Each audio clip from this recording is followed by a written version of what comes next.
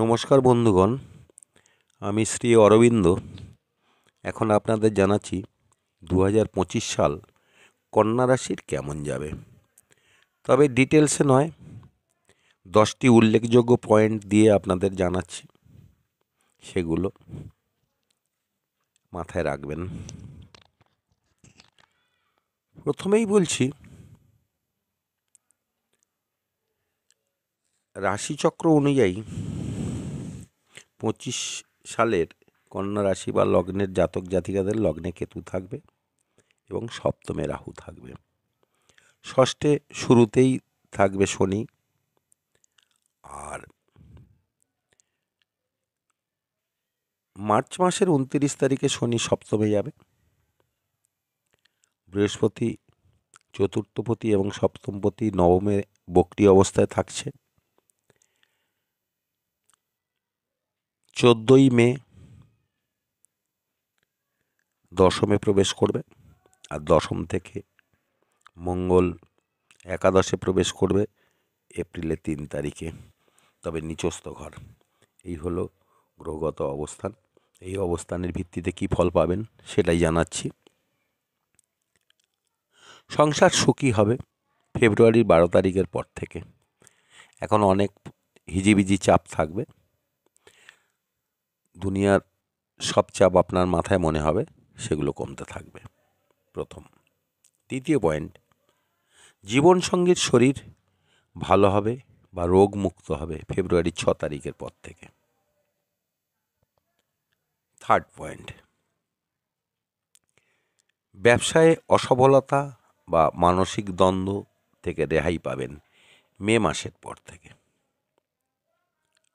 Fourth, নিজের শরীর নিয়ে চাপে পড়বেন এপ্রিল মাসের শুরু থেকে এবং 14 সেপ্টেম্বর শুরু থেকে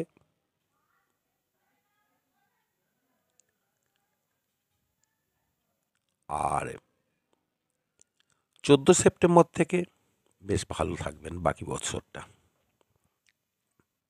5 নম্বর পয়েন্ট, জুন মাস থেকে কম্পিটিটিভ এক্সামে যারা বসতে চান, যারা চাকরির আশায় আছেন, তারা অংশগ্রহণ করলে জয়লাভ হওয়ার সম্ভাবনা প্রবল থাকছে। 6th, বিবাহ ইচ্ছুক ব্যক্তিদের মার্চ মাস পর্যন্ত ভালো, পরবর্তী বাকি বৎসরটা মিশ্র শুভ নির্দেশ করে। 7 নম্বর, এবৎসর ইনকাম বা আয় উপার্জন গত বৎসরের তুলনায় অনেক বাড়বে। 8 নম্বর প্রশ্ন, এবৎসর শত্রুরা আপনার কাছে পরাজিত হবে, কোনো ক্ষতি করতে পারবে না। 9 নম্বর, এবৎসর কর্মক্ষেত্রে সে ব্যবসা বা চাকরি যাই হোক ভীষণ শুভ নির্দেশ করে এবং নতুন কর্মপ্রাপ্তির যোগ প্রবলভাবে থাকছে।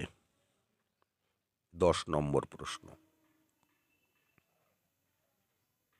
পয়েন্ট, পিতা বা মাতার শরীর আগের তুলনায় ভালো থাকবে, তথাপি